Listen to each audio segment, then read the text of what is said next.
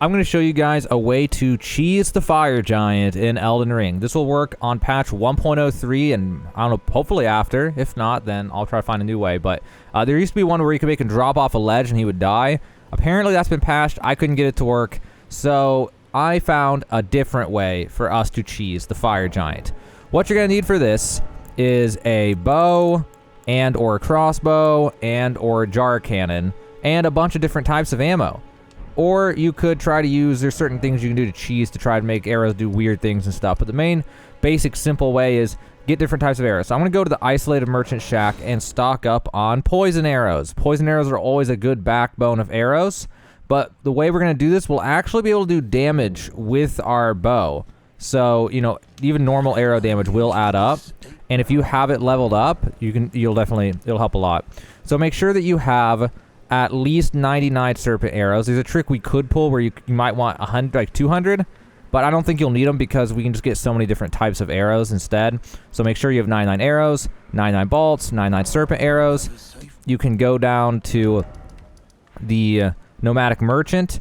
You can buy fire arrows there. He'll also sell you a recipe to make raw arrows, but raw arrows can only be crafted in limited supply, so be careful with that. And then you can also go to this guy up here to buy holy arrows. You can go to, and also he'll sell, this guy will sell giant bolts and giant whatever, you know, the ballista bolts. There's one by Mount Gelmer here, sell explosive bolts and giant explosive bolts or whatever they're called for the ballista, great ballistas and all that. So just get as many different types of arrows as you can. Just collect the, like, you know, 100 of different ones. Oh, and then the best one if you have it is down below Dynasty Mausoleum midpoint. There's the Imprisoned Merchant. He'll sell bird bolts, and they'll do bleed. And also, there's a recipe that you can get in Fort Height. I don't have it on this character. But at Fort Height, you can get a recipe to make bloodbone arrows, bloodbone bolts, and bloodbone arrows flesh. And you could just make 100 of each of those, which that's probably one of the best ways to do it. And in order to do that, I'm going to show you a trick. So, to make those, you're going to need blood rose, you're going to need thin bones. So, first off, going to Fort Height West. If you go to Fort Height West and you head up this place, the recipe is in the main courtyard. I'll show you where to get it. And there's actually, this is an okay early game place to farm one of the materials that we will need, which is blood rose. So you're going to go through here, and then you're going to head up this way. And we're trying to get back into that room. And once you get back into here, there will be a body here with the Nomadic Warriors Cookbook 6. Then you're going to head back out, and in this courtyard, you can, anytime you want, you can rest at a grace and come back, and there'll be blood rose here. It'll respawn every time.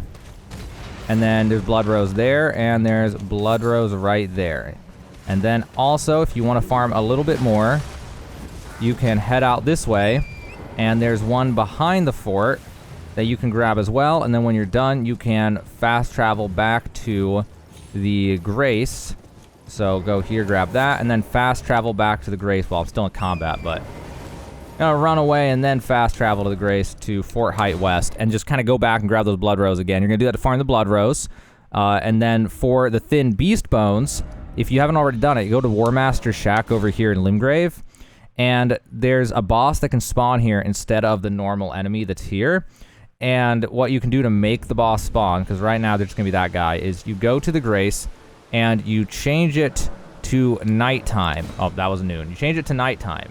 And once it's nighttime, you're going to see if it's there. If not, you're going to sit back down.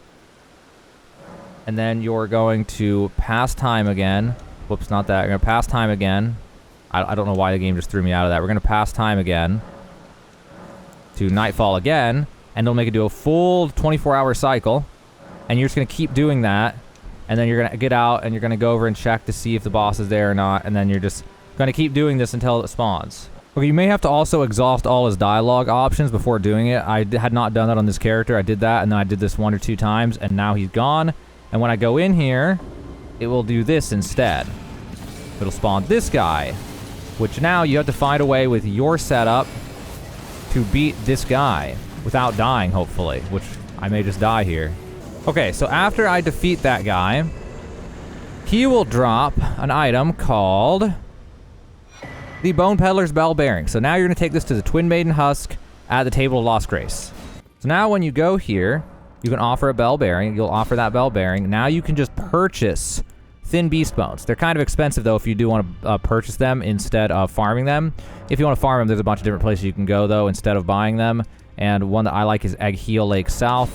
And if you go here, right nearby are, I think, 4 or 5 of the, like, roly goat guys.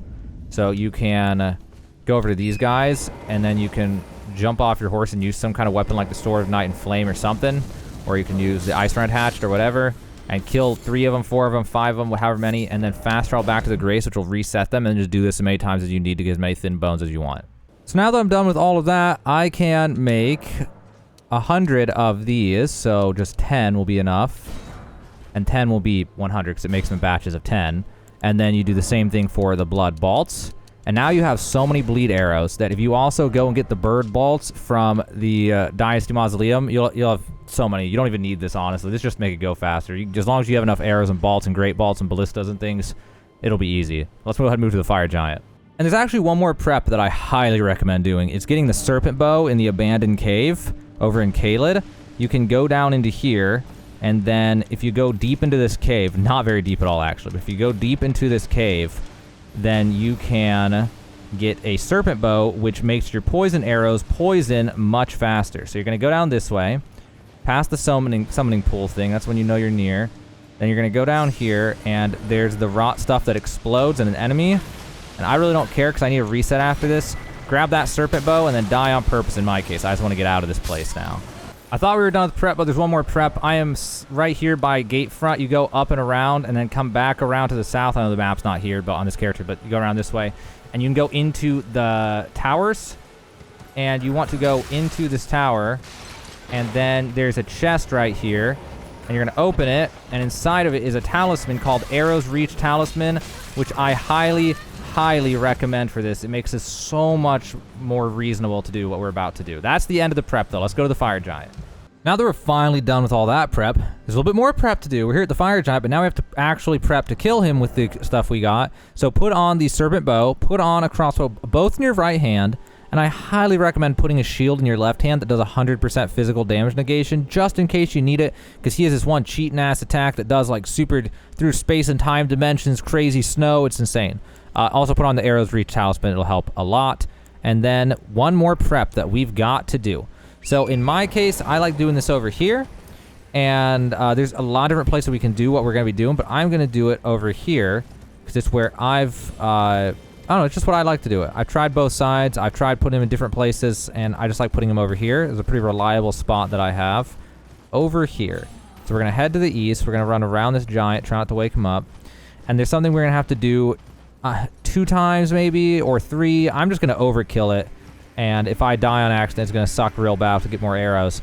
So we're going to go to maybe back here, get off the horse, and now what we're going to do... I'm so disoriented. Oh yeah, right here. Okay. We're going to go right around here, and then we're going to drop arrows on the ground. So we're going to drop... I'm not going to use Bloodbone arrows. They don't reach far enough, but I'm going to drop Serpent arrows. I'm going to leave 99 of them in one pile. So Serpent arrow pile on the left. Then I'm going to drop a pile of Bloodbone bolts, 98. And I'm going to go over here for the third pile, so don't get mixed up on what's what. This third pile will be bird bolts. Now what you're going to do is you're going to manually run back to the Grace. Do not fast travel. If you fast travel, it will delete those items you just put on the ground. So I'm going to go ahead and skip this, but I'm going to go back to the Grace, sit down at the Grace, stand back up. That'll give me more arrows, and then I'm going to come back, I'm going to put them all down again and make 2 full stacks of piles like that, because the Fire Giant has a lot of health, guys. It takes like 10 minutes to kill this guy at least. It depends on what your gear is. My crossbow and Serpent Bow are level 0. If you're actually someone who levels those things up, or if you have all the smithing stone bells and stuff, then it won't be as bad because you can level up your bow and your crossbow to like plus 15 or plus 10 or whatever. Serpent crossbow uses somber probably, so, you know, get it to like plus 8 or something real fast. And that would help a lot. I would highly recommend doing that. Anyway, let me just go ahead and skip ahead to after I've done this. Okay, so now I have 600 backup bolts and arrows and stuff. Now I'm good to go. So now it's finally time to really do this. So there's the Grace that we came from. We're going to go to the northeast entrance. There's 2 entrances to this place. Now, I played around with this for a really long time, like an hour, trying to find ways to do this, and I found 3 ways to do what we're going to do. But I'm going to show you guys the easy one. There's one really easy one to do, and by really easy, I mean just moderately easy. But that's really easy compared to the other ones that were like expert parkour difficulty. So we go through here and go around this way. You'll see this invisible wall. Well, get up to here, and then slowly walk your horse over to this ledge. And if you die, it's going to suck, because if you do what I did, you lost 600 arrows. So make your head face the chains right there where we came in. Sprint, jump, and curve to the left, and then double jump. So sprint, jump, curve, double jump. And there you go, you're good. And you make it by, like, it's really easy to make. It's really not that bad. So now we're going to head over to where we placed all those arrows. And the fire giant, now that we got out of his cage, he is going to be very broken. His AI is not going to work right. He's just going to hold W forever. But if you're too close, he'll attack you with that ranged attack that I told you about. So I'm going to try to get him in position, though. I want him to be as far to the left as possible. So I'm going to get over here. I'm going to keep this shield on. And I'm just going to get over to about here, I guess, and just hold block. Now, once he gets all the way to the edge, he will probably do the snow attack, and you'll get to see what I mean about how it defies the properties of space and time in this dimension itself. It's absolutely just stupid the way they designed it. So any second now, he should get up against the invisible wall. They put an invisible wall around him so he can't fall off. And once he gets into range, he'll do the snow attack. Here it comes. If you block with physical damage negation, you can just block it. Now that he did that, I know he's in range. I'm going to keep an eye on him because I don't want him to surprise me and hit me in the back. So now we just need to get far enough away that he can't hit us with that, but we can hit him. And then what we do is, oh man, I forgot to refresh my arrows. Okay, well, I don't know if I even have enough arrows now because I forgot to. Actually, I can actually refresh the fight before I start. I'm gonna go do that. It'll actually reset him, but then I'm just gonna do this again. All right, so I reset him, I did it all again, and now I'm in position. I actually have my arrows. So if you're far enough away, he shouldn't attack you with the thing. The scary thing is using a bow, because you have to two-hand the bow, and then it's hard to get the shield back out in time if he suddenly goes for a snow attack. But at this range, we'll probably be okay. So we're just gonna sit here and I'm trying to get him to stop zigzagging. I really don't want him zigzagging like that, but sometimes he just does, and there's not much you can do to stop him from doing it when he does. You can try to find a position like this where he's kind of doing it less. But now I'm going to see, I have my serpent arrows equipped, and I'm going to poison him. So he's actually very resistant to rot, poison, and bleed and all that, but it's not too bad. It's really not too bad. With the serpent bow, it's not too bad. Other than that, it's really bad. It's really, really bad, actually. But with the serpent bow, it's fine. So at this range, with that talisman, I can do a teeny bit of damage, but the damage is not what we're after. The main thing we want is we want the damage over time. And now I'm going to swap over to the crossbow, because crossbow bolts go further than arrows if they're not fletched. And then I'm going to sit here and spam bleed arrows at him until he bleeds. And then when the poison wears off, I'm going to do more poison. And I'm just going to keep doing that until stage 2. At stage 1.5, he'll do these fireballs. And if you get far enough away, they'll just explode before they get to you. So be careful of that, because they hit really hard. I'm going to go ahead and speed this up, though, until stage 2. And then we got to do something again at stage 2. And it could, you know, we could ruin the whole run here of what I'm doing. But let's speed it up till stage 2.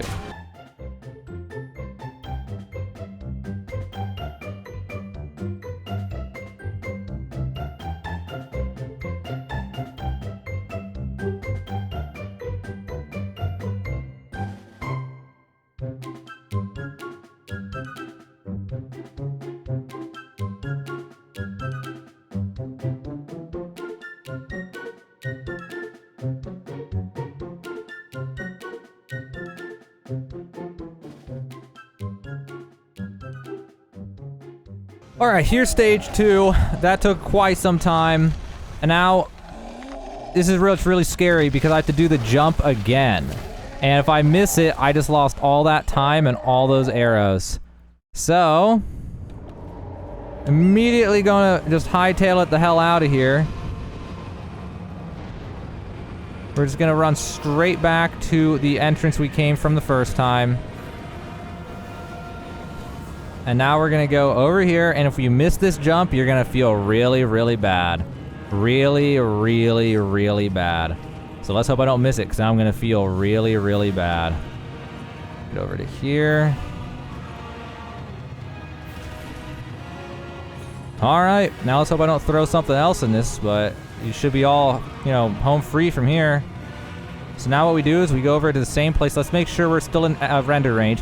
If you go too fast, you'll come out of render range and he'll stop moving. And then you have to come back to get him to reappear. And then once he reappears, then you'll be able to see him crawling again. He'll get over to you. So now we're going to head back over to the same spot and we're going to keep at it, doing exactly what we were doing before. We just got to wait for him to crawl his way over here. And then I'm going to go ahead and speed it up, and we're going to finish off this fight.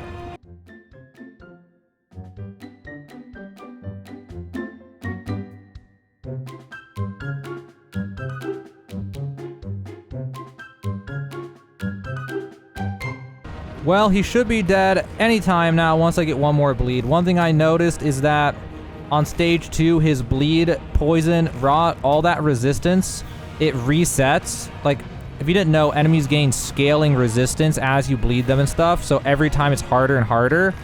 And then once he hits stage 2, it all resets. So you don't have to deal with it as much as you would have thought you have to deal with it. So let me go ahead and finish him off with some more bleed. He's about to proc a bleed, and when he does, it's all over for him. Also, be careful to get too close. I don't know if you saw in the sped up version, I got too close because I was just trying to, like, you know, find a good screenshot, and it made him do this crazy fire attack that can hit all the way over here, so you gotta be careful. But that's it. He's done. That's the fire giant, and that took maybe 15 minutes or something, so it takes a while without a good setup. It would not be nearly as bad if I had a level up crossbow or some crazy tricks or something, or heck, I even thought about using a Comet Azure from across the ledge. I really should have. That would have been really cool. I probably could have done half his health in one go if I caught him at a good time when he's not using the snow attack. Darn, missed opportunity on that one. You can get creative, though. You could use magic if you were closer to the ledge. You can do a lot of different tricks to make it go faster. But this is a standard way that any character can do, even if you're just like a melee build. And you just pick up a bow and you're level 0. You know, that's basically what this is for. Any character can do it the way I just did it. Anything else is improving upon what I just showed you. So you can use your imagination to make it better. But that is how to cheese the fire giant in 1.03. Obviously not as quick and flashy as the one where you make him fall off a ledge, but that will get the job done. And it's a pretty cool way to do it. That'll get you a bunch of runes too and all that. So if you're looking for a way to cheese the fire giant exploit in order to avoid the fight altogether, that is going to be your best bet for fire giant exploits in Elden Ring 1.03.